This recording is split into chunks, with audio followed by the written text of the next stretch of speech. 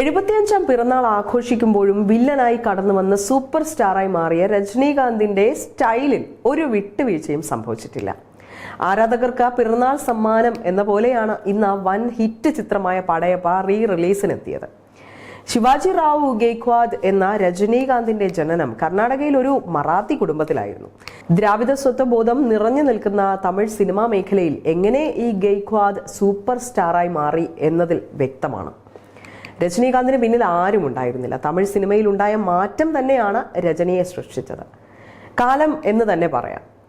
നടന്റെ സ്വന്തം നിലയ്ക്കുള്ള സംഭാവനകൾ കൂടിച്ചേർന്നപ്പോൾ രജനിക്ക് സമം രജനി മാത്രമായി മാറി.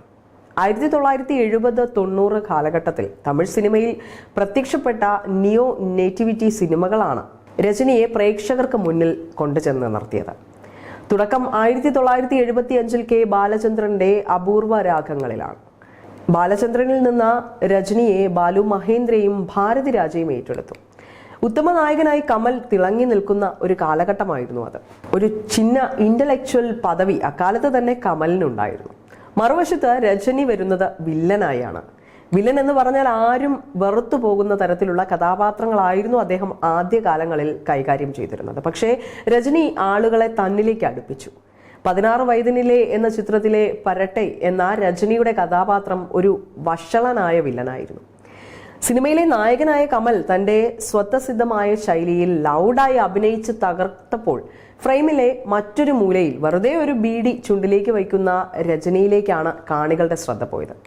ആ വില്ലൻ വേഷങ്ങളിൽ പോലും രജനി തന്റെ സ്റ്റൈൽ സ്ഥാപിച്ചിരുന്നു. ഈ സ്റ്റൈൽ മാത്രമല്ല രജനി എന്ന 80കൾക്കുള്ളിൽ തന്നെ അദ്ദേഹം തെളിയിക്കുകയും ചെയ്തു. ഭുവന ഒരു കേൾവിക്കുറി, മുള്ളും മലരും, അവൾ അപ്പടി താൻ എന്നീ ചിത്രങ്ങളിലൂടെ പ്രേക്ഷകരെയും നിരൂപകരെയും രജനി കയ്യിലെടുത്തു.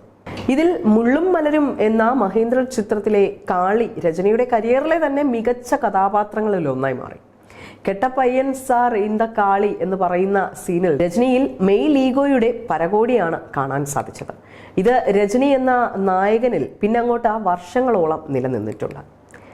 ഏൻ വഴി തനി വഴി, ഞാനൊരു തടവ സ്വന്തം 100 തടവ സ്വന്തം മാതിരി എന്ന ഇങ്ങനെയുള്ള മാസ് പഞ്ച് ലൈനുകളിൽ നമ്മൾ കാണുന്നത് ഈ ഈഗോ തന്നെയാണ്. ഇത് കാണികളെ ഇതുപോലെ തന്നെ ത്രസിപ്പിച്ചു. രജനിയുടെ കഥാപാത്രങ്ങളിലെ അമാനുഷികതയും കാണികൾ സ്വീകരിക്കാൻ ഒരു കാരണം ഈഗോ വിജയിച്ചു കാണാനുള്ള കൊതി കൊണ്ടാണ്. ഒപ്പം പാൽക്കാരനും ഓട്ടോക്കാരനും എന്നിങ്ങനെ രജനി തങ്ങളിൽ ഒരാളാണ് എന്ന തോന്നലും കാണികളിൽ ഉണ്ടാക്കി.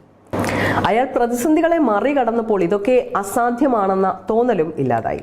റിയലിസ്റ്റിക് ആയി ചിന്തിക്കാനുള്ള കാണികളുടെ ശേഷിയെ കബളിപ്പിക്കാൻ 5 പതിറ്റാണ്ട് ഈ നടന് സാധിച്ചു.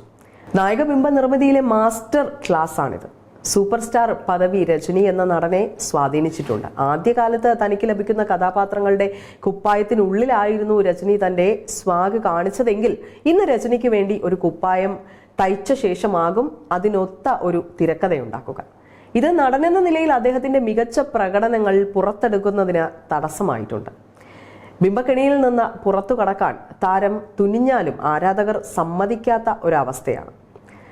രജനിക്ക് ഇനിയും സമയമുണ്ട്. അയാൾ മികച്ച ഒരു നടൻ തന്നെയാണ്. സംശയമുള്ളവർ മഹേന്ദ്രന്റെ ജോണി, മുള്ളും മലരും അല്ലെങ്കിൽ ബാലചന്ദ്രന്റെ തില്ലുമുല്ല എന്നീ ചിത്രങ്ങൾ കാണണം. താരമല്ലാത്ത രജനിയെ കാണാം. രജനി നടുപ്പിന്റെ റേഞ്ച് അളക്കാനും സാധിക്കും. ഈ കാലഘട്ടത്തിലെ തമിഴ് സിനിമ ആസ്വാദകർക്ക് പറഞ്ഞാൽ മനസ്സിലാക്കാൻ സാധ്യതയില്ലാത്ത ഒരു പഴയകാല രജനി സ്റ്റൈൽ ഉണ്ടതിൽ. രാഷ്ട്രീയപരമായി വിമർശിച്ചുകൊണ്ടും രസിക്കാൻ സാധിക്കുന്ന അഭിനേതാവാണ് രജനീകാന്ത്. ഇന്ത്യൻ സിനിമ കണ്ട ഒരേ ഒരു സൂപ്പർ നടൻ. സ്റ്റൈൽ മന്നൻ രജനീകാന്തിന് ഹൃദയം നിറഞ്ഞ പിറന്നാൾ ആശംസകൾ അർപ്പിക്കുകയാണ് ലോകമെമ്പാടുമുള്ളവർ.